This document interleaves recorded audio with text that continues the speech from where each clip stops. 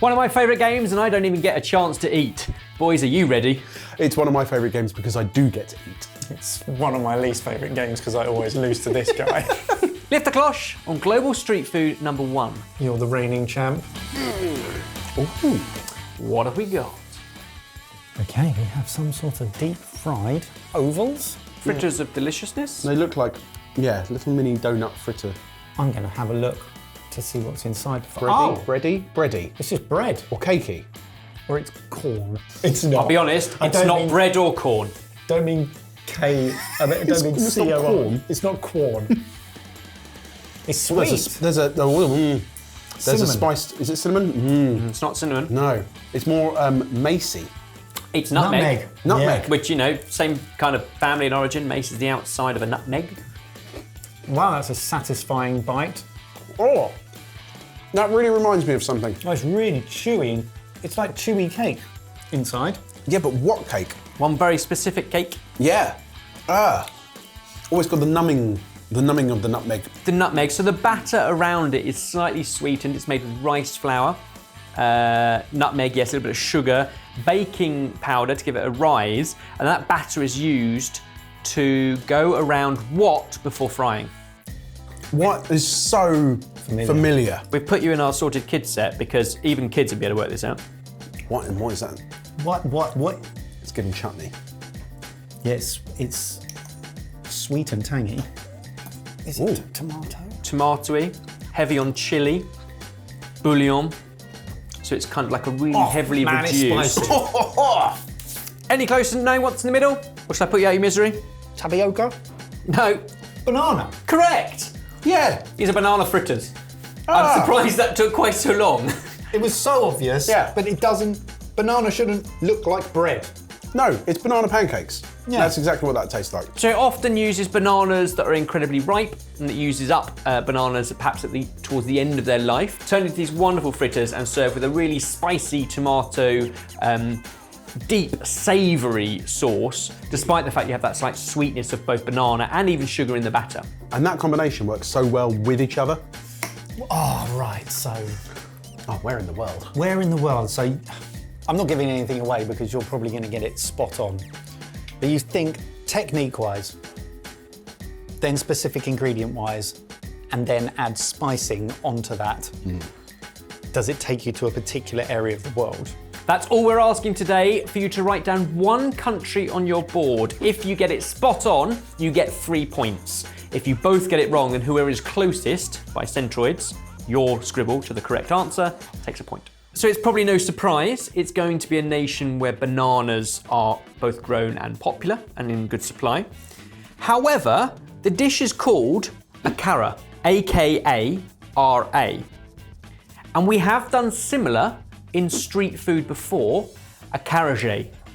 And if you remember, they were fritters that had beans in them. They were made from beans, split open, and were filled with a vatapor kind of filling, which was prawn and breadcrumbs and all sorts. Because whilst this is with banana, it can also be done with fish, and it can also be done with beans.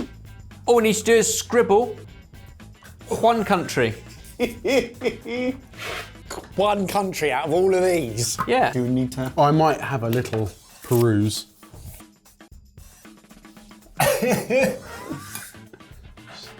Look up here. Oh yeah, because that's it. Oh, wow, you're so right. The batter binds with the banana that goes almost mushy. Yeah. He's still, after 15 years, surprised to agree with us.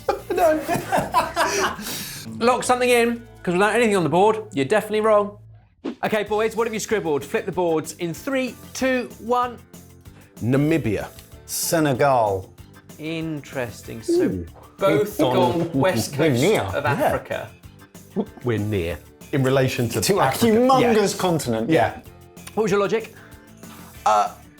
There was lots that you were saying that were leading me to 2 continents, and the reason for that was slavery and the migration of people from West Africa over to South America. And you used words that sounded South American, but I couldn't... He said vatapor. That one. Which, Brazil. Brazilian street food that we did. But then you didn't say that that was the origin of the dish, and so I'm trying to... It's a stab in the dark, Ebbers, basically. I thought equator, and banana production. So I started thinking about those types of countries along the equator, exactly the same logic. The west coast of Africa, obviously near the sea, for transportation. And also the things like the rice flour and just the ingredients led me towards the continent of Africa. Strong logic from both of you, and that logic means that one of you is just 455 miles away. That's a win. Let's take that as a win. Half a point each. The other one of you, nearly 3,000 miles away. So where we were close. Okay. We weren't close. We're still thinking of continents, aren't we? Yeah. Of being close. We are being incontinent. The correct answer is Sierra Leone. Ah. Massive banana producing nation. You're absolutely right, on the west coast of Africa. That's where this dish comes from, and it's delicious. This was Aruna. This was Aruna, wasn't Aruna, it? this was your choice. This was Aruna's well recipe, played. so especially the sauce. Amazing. The sauce. I feel even worse now. Mike, you shouldn't feel worse at all because you won. You were closest, just 455 miles in it, which means you take a point early in the game, and we move on to round 2. Oh, I need to pick up my game. Aruna, do we need to chat about the future rounds? Where in the world are we going next? Oh, little egg muffins. They're not just egg muffins. They got a sponge? Oh no, are they? It's an egg, spring onion, but it does feel spongy underneath. Yeah, no, so there is a batter. Okay. There's an egg in bread. Egg in bread. No, it's like a batter. It's almost like a... Oh no. Oh, Evans, these are messy. So, the original street food ones often have the egg that's slightly more cooked and steamed and cooked through, whereas all the ones you find online now and all the blogs, everyone's looking for that runny yolk, and I think it's kind of you go either or. Obviously, we went runny yolk. It's amazing the difference you get when you get a bit of spring onion, because it really needs it just to make it sort of all come together. Is there anything else in it? Is it bacon? A little bit of spring onion, Ah, balls. and there is a slither of bacon in it. Egg is compulsory for this dish, but after that, different vendors fill or top them with different things. It could be slices of cooked bacon, it could be spring onion, could be a bit of cheese. Kind of options are your own, but the egg and, to your words, Mike, bread is key, because the name of this dish, Geren Pang, Geren meaning egg, and Pang meaning bread. However, it's more of a pancake batter. Yeah. It's more of a batter that you put into a mould, It's spongy. crack an egg into, and then they cook. Now, on the streets, they're done in cast iron moulds that they turn over heat, and you kind of fill it and then crack in an egg and then close it down and clamp it down, and they cook over that, and you get a nice crispy edge. A lot of the recipes we found to do at home, you just do them in silicone muffin cases, which is how we've done them. There's a real sweetness to the batter. Yeah, there is. Has it? It's obviously been sweetened, but Little just bit. with a little bit of sugar. Yeah, yeah. It makes such a difference. And it's only when for me, the biggest flavour came from the bacon. Yeah. Like, because we've used smoked bacon in that. Yep. That was the biggest flavour that came from it. Everything else is fairly plain, I would say. But actually, like, it's amazing just how much better it tastes because of the sweetened. Yes, yeah. It's really, really tasty. You're right, a slightly sweetened batter, but otherwise quite a savoury, relatively one-dimensional filling. However, very popular in winter in this country because it is that kind of warming treat. And they kind of stem, they're a little bit older than us, 1984, first thoughts in and around universities and schools. So they're very much like a student staple. The only clue that's giving it any kind of sense of location is it's in a different language. Yeah. What's the name again, sorry? Geren Pang, Geren. How are we spelling Geren? G-Y-E-R-A-N, Great question. Geren. That's the answer. Geren Pang, P-A-N-G. And originally thought to be started in a street food stand near the University of Incheon. There will be people shouting in the comments, Yeah. I hope. But in what language? Yeah. Regardless, it'll be all caps. So yes, traditionally on the streets, and some great videos on YouTube. You can see them being made in these very traditional molds. But a lot of people now, because of the cheap ingredients, the pancake batter with an egg and whatever fillings you've got, herbs, sweet corn, scallions, bacon, cheese, always egg, people are doing them at home. A lovely brunch item. Very difficult to narrow down based on the ingredients. What began as a street food stand outside a university, now found in night markets across this country. It's one of two. It's not one of two. No, it's one What's of, in my brain is one of two. it's one of 200 and something, isn't They're it? both wrong. Scribble it down, let's lock it in. The question is, what have you put down? 3, 2, 1. South Korea. Okay. Thailand. What was your thinking? Flavours and ingredients wise, really, really tricky to narrow it down because it could have been anywhere in the world. Yeah. However, the thought of night markets, the spelling of the name of the dish, the university town, it led me in a direction. I have no idea if that is exactly the right direction. The sweetened dough made me think of that and this sort of area of the world, even the spring onions. The only thing that I think goes against me is that the name of the university town doesn't sound Thai. I don't know. Well, I can put you out of your misery. Garanpang is from South Korea. Oh, Jamie, wow. you have nailed it. Oh, You can't even get angry at my logic. Yeah, because there wasn't any. It was completely Exactly. flawed. Well played. You got it. Incheon Wow. and the University of, not far from Seoul, so southeast of Seoul, and yeah, super popular there, but now found in Korean bakeries all over, grab and go kind of breakfast food, but also street food markets, especially with that kind of flipping mold, cast iron, putting different fillings and personalisation in. You're right though, not many flavours that take you to South Korea. No. That is a brilliant bullseye. I'm in big trouble now. Yeah, but I closed my eyes and threw the dart. That's the problem. Yeah, what? There was no, Why does it work every single time we play this game? He's very good at it. Mike, you were 2,151 miles away. Jamie takes 3 points against Mike's 1, and we move in to round 3.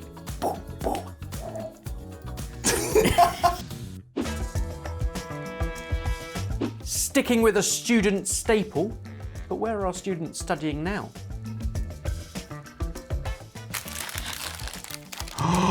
Sandwiches. toasty. It's a ratatouille sandwich. Okay, ketchup, mustard, cucumber, maybe pickles. Cucumber. There's a sausage disc Yeah. that's been griddled. This is going to taste great. Oh, I'm looking forward to this. Cheers. Cheers.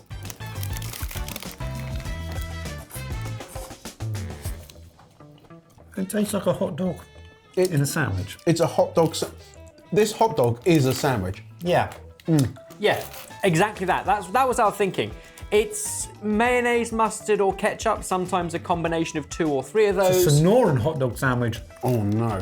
On a fairly simple, straightforward sliced white bread that's toasted, and then a kind of garlic sausage in the middle. But rather than it being a long sausage in a bun, it's slices of sausage in a sandwich. But otherwise, you're right, kind of all the other suspects you'd expect to find in a hot dog. Interestingly, you don't need me to tell you what this tastes like. Because No. the chances are you already know what this tastes like. It's just in a slightly different shape. Has it got dill in it? The cucumber relish has got kind of a dill That's really seasoning. nice. Sometimes it might have onions in it. But essentially, it's a student staple that popped up in this city university. And again, like in round 2, then became popular elsewhere in the country. The name of the dish is Porilainen, which literally means from Pori. P-O-R-I. So Pori is the city, P-O-R-I. And this is Porilainen. It's delicious and I'm about to eat all of it. You've made light work of it. And you guys haven't had a beer or two. But this is very popular after a night out by the students. Not I'm putting all students into the same bucket, but should students go out and have a heavy drinking session, this is what they're after on the way home. That is a superb snack. I mean, like you said, it's nothing like mind-blowing. I've tasted everything that's in there many, many, many times over. Described as quite straightforward, which I think is sometimes unfair to food, because just because something is straightforward doesn't mean it's necessarily any less good. And yet I think the straightforwardness leans into a negative connotation, so much so in this country, it's rated as some of the worst street food. But see it here, there is not a crumb left on either board. They have both demolished it.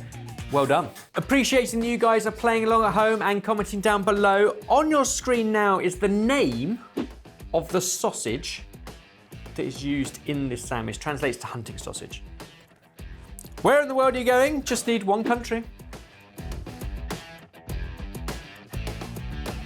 Sandwiches consumed, answers written. What are they? 3, 2, 1. Slovakia. Romania.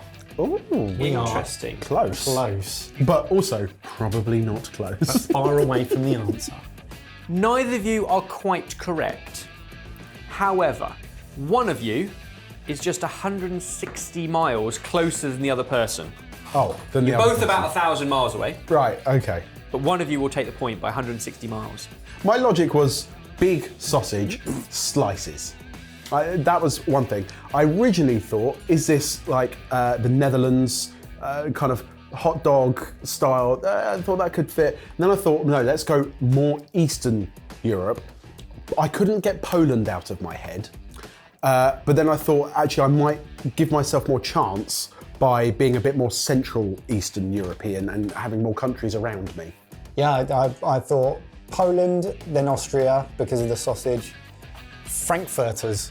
Yeah. Like Frankfurt, started thinking of Germany, but then when I saw the spelling of the sausage, it made me think further east and further south than I'd originally thought, nearer sort of Turkey and perhaps towards the Middle East. The correct answer is Finland.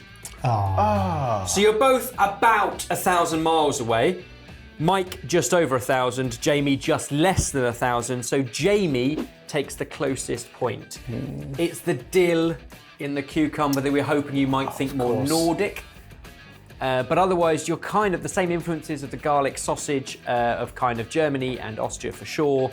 But yeah, Finland, the west coast of Finland. See, the thing with the dill is dill pickles are just a thing in hot dogs. I didn't separate it out to go, it's dill and Yeah. Dill and cucumber, such but a European- also massive in places like Poland as a flavouring and all over that part of the world. Flawed logic, right continent. Yeah. I think that's all we can claim. What's fascinating here is hearing your logic as you unpick it. It's great. It does mean, however, Jamie is now winning 4 points to 1, and the only chance of Mike putting this back is to get it spot on. I hate this game so much. but love the sandwiches. It's the tastiest stupid game ever. Final one. Super intrigued of what you make of this.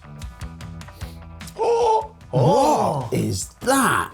What is that? It looks like a knobbly bobbly, It does. but it's not. It's meat. Is it? I think so. Hang on, what does it smell of? No, it smells of nuts. Smells nutty and herby. Take one each. It's on a stick. Chomp away. Oh, That's oh, there's rice in there. Oh, it smells so. it smells deep roasted. Yeah.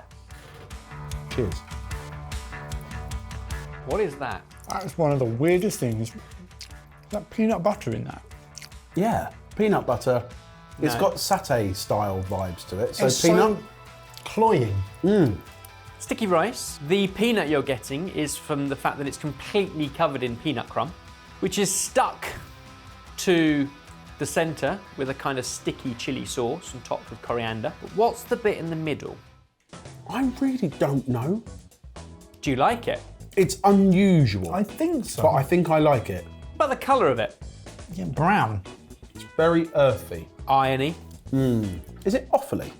I guess it absolutely would be classed as that. It's pig's blood and sticky rice. So it's a black pudding of sorts, but rather than binding it with spices and oats like black pudding is, this is with rice.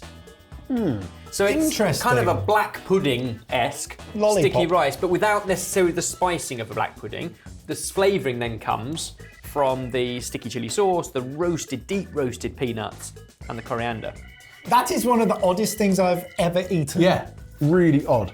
And Not unpleasant, but also not my favourite thing that I've eaten today. I think I really like it. Now I've got my head around it. But all the flavours obviously work fantastically. The texture is really gelatinous and almost cloying, but I like the sensation of peanut butter. So I actually really like the texture. the chili sauce kick. And there is a kick. Nice. It's very nice. And I think like the aroma of the roasted peanuts on the outside is it's like a really, really deep Yeah. roast. And I think more so once it hits the hot steamed stick of pig's blood and sticky rice, cut into cakes, put on sticks, they're steamed, often held in steamers, bamboo steamers or similar on the streets. And then when you order it, it gets dipped into the chili sauce, dipped into the roasted crumb, finished with coriander, and away you go. But just smelling just the cake, the kind of pig's blood and sticky rice cake as it was steaming in the kitchen, very offally, very savoury. And actually, now in this room, I'm getting the smell of the peanut and everything that comes with it. I always associate offal with, a very irony taste. Things like liver. Yeah. I'm not getting any of that from that. It's incredibly rich. Look, which Like a black pudding in a now black you've pudding mentioned way. it's pig's blood and black pudding kind of comparisons. It feels very much like that because of the richness, but flavours take you, somewhere completely different. Very much considered food of the working class, very much nose to tail cooking, taking the blood from the animal and mixing it with rice in order to form cakes that are then steamed. But now also seen across street food and even elevated versions in restaurants. Tihoiko, I think the name of it, but they sell on the streets for just a few NT dollars. Scribble down an answer. Oh wow. Good, innit? A cross between mochi and black pudding with satay. Yeah. That sticky rice texture, overcooked, steamed. Just going for a trip. Yeah. A tricky one. But where have you put 3, 2, 1? China. Nepal. Ooh. I border you, or you border me. Border everyone. You do border everyone. And I'm border Edwards. Pig's blood dishes is something that we've had a lot in Chinese cuisine before. China is such a big place with so many different regions and styles of food that I thought it could fit into there. I thought all of those things, but it was too obvious to go to China, so I went to a country bordering China.